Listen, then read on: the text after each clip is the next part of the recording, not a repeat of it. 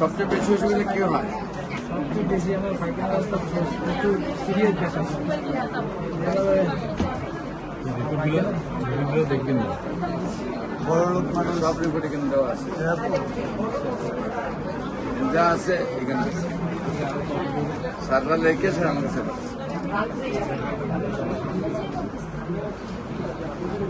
অপারেশনটা হয়েছিল কিন্তু বাহারান হওয়ার পর ধরা খাইছে। আর আমি যখন এটা ফেসবুকে পাইছি তখন আমি বাহারান থেকে নিয়ে আসি, ওইখানে চিকিৎসা হয়েছে না। আমাকে টাইম অফ কোথায় করে হবে দিই পরিবারে গিয়েছে